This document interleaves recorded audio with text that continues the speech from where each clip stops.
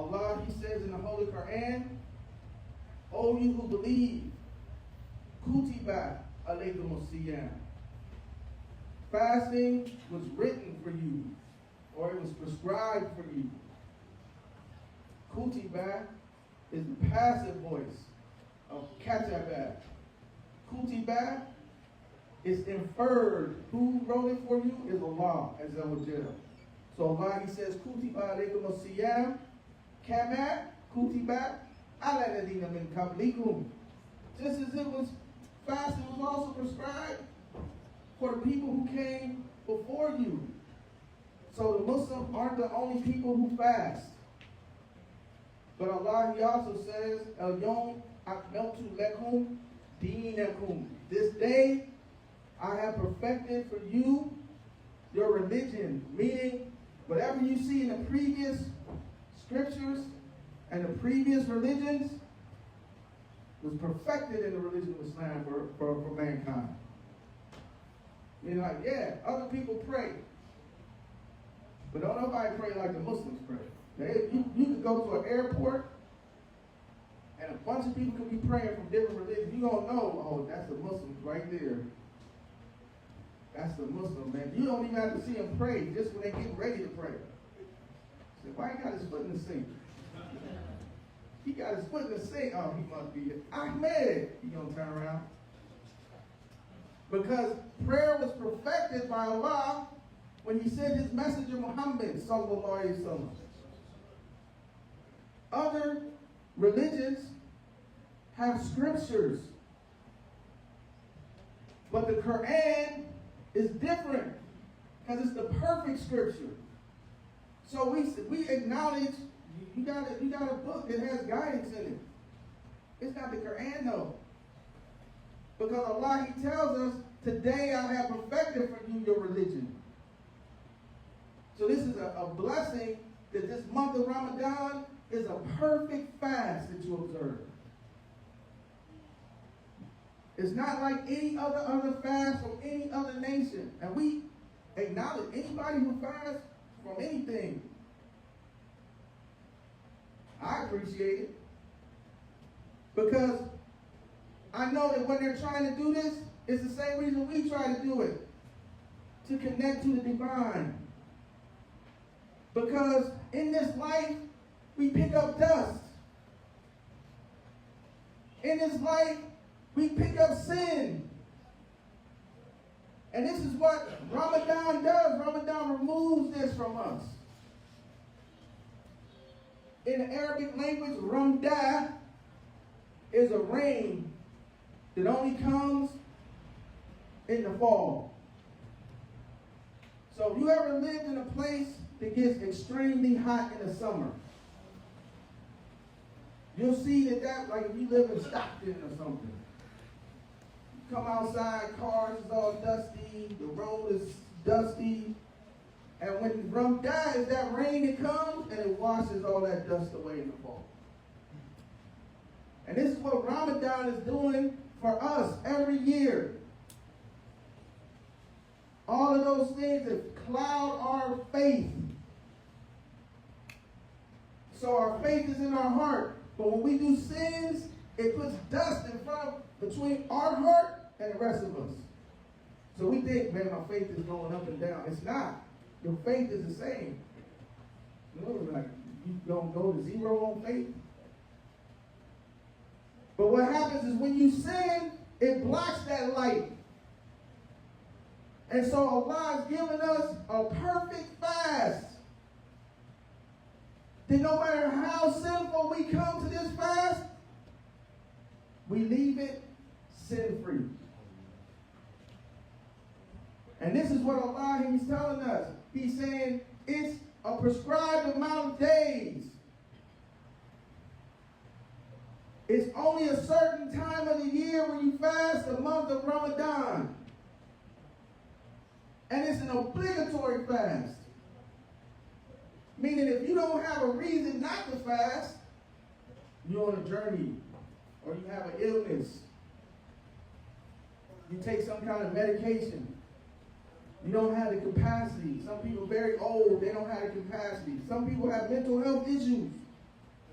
Stop telling people with mental health issues to fast. Because you just make it hard on everybody. People who don't have to fast, you shouldn't try to guilt trip them into fasting. And when you see somebody who can fast, if you have the ability to fast, take advantage. Because some people, they wish they could fast in Ramadan. They be like, man, I'm missing out. All I can do is feed the poor. I want to participate.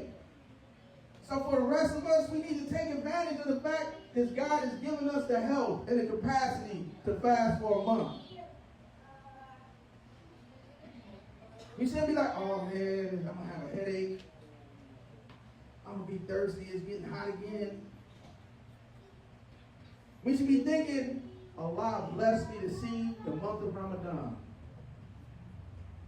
I'm going to take advantage of the month of Ramadan.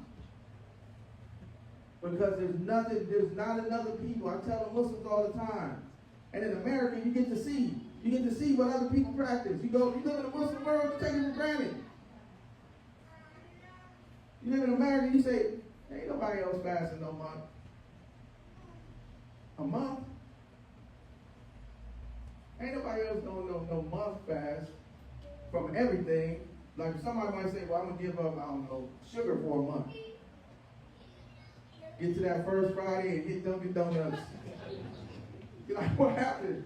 Man, I was trying, man.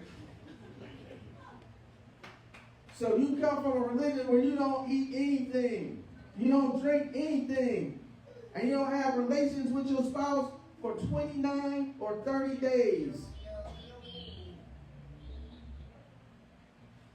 And you'll be amazed. Because sometimes when it ain't Ramadan, you say, well, let me fast this Monday. You get to 9 o'clock, you're like, man, I can't do it. 9 a.m., I mean. But in Ramadan, you're just cruising on through. Co-workers, hey, you want to go? Oh, I forgot. Sorry, you can't drink no more. Co-workers like, oh, but I brought you some water, though. But you don't drink water either? No water either. You do Ramadan in the Muslim world, it's totally different, man. Everybody's sleeping all day. Ramadan in America, like everybody expects you to show up to work at the same time for the whole month. Or they be like, you taking your boss, they'll be like, you got some days. You want to use all 3 of your weeks? While you fasting, you'll be like, nah, I just come to work. And so you get to see the difference. In the month of Ramadan, you notice how much people eat. And people notice how much you don't eat. You get Muslim fine. They be like, big man looking good. You been working out, bro? Nah, I'm just starving. And well, you need to do that all year. Brother said, yes, you do need to do that all year. The workout brothers be like, yeah, man, all of y'all can do a little starving. Year in and year out. Allah, in the Holy Quran, He mentions Ramadan once. Sometimes because, if you live to be 100, you might have fasted 87 Ramadans. So you think, man, He mentions it all. This is a bunch. No, He mentions it one time. He mentions the month of Ramadan is a month in which Allah, He revealed the Quran. Who that? Little Nas. Guidance for humanity. And the reason why we fast is to commemorate that. So you cannot separate the Holy Quran from the month of Ramadan. We have to be reading the Quran. We need a Quranic weird. Like in the month of Ramadan, we need to tell ourselves, this is my goal. Make it something that you can actually do. Some people say, my goal is to read the Quran twice. And they actually do it. Some people say, my goal is to read the Quran once. And they actually do it. Some people say, my goal is just to read 10 pages a day. And they actually do it. It's not good to have a goal that's going to be too much. And then 5 days in the Ramadan, you never pick up the Quran again. It's better to say, I know I can read 3 pages a day. And read those 3 pages than to just read one juzah and say, man, that was too tough. I can't do that no more. And so for the other 28 days of Ramadan, you're not doing anything. So we want to make sure that we have a Quranic wird, a litany of Quran that we do every day in the month of Ramadan. So I'm going to pick out a time of day, and I'm going to sit down with the book of Allah, and I'm going to read it for worship. Meaning I'm not trying to extract rules and regulations in the month of Ramadan. I'm reading this book with the intention to complete a certain amount or the entire thing. So you don't have to have a bunch of tafsirs. You start reading and you're pulling all these tafsirs. Just read the whole Quran as an act of worship. Because this is the month in which the book was revealed. And the revelation of the Holy Quran, it changed the course of humanity. The reason why so many people are literate in the world is because the Quran made the Arabs literate. Before that, only rich people read. Only scribes knew how to read. It wasn't a thing, we're going to teach everybody the alphabet. Before the revelation of the Quran, there did not exist in the world one dictionary in any language. Can you imagine a world where they didn't have a dictionary? Before the revelation of the Quran, there was not one grammar book written for any language. This is the Holy Quran. It changed the world, and we leave it on our bookshelf. But we're not going to do that this month. We're breaking that bad boy out this month. Because what would the world be like without spelling conventions? Before the revelation of the Holy Quran, there was not one spelling convention for one language on the face of the earth. Meaning different people spell the same word in many different ways. Can you imagine a world where people spell words different in the same language? This is the Holy Quran. This is Allah's revelation. This is the most important thing on the face of the earth. And it's a gift that Allah gave to the Muslims. And it's perfect. Like our prayer is perfect. Like our month of Ramadan is perfect. Like our Hajj is perfect. Allah perfected this religion for us. And that's why we got to practice it. We got to take it seriously. Because when other people say, man, I'm having a religious crisis, Muslims don't have a religious crisis unless they don't read the Quran. I've never met a Muslim who reads the Quran and they had a crisis of religion. Never in my life. Somebody who like read the Quran a lot, nothing gets to them. Nothing gets to them. Whole world falling apart. And they just like, mashallah, mashallah. And sometimes we forget about that.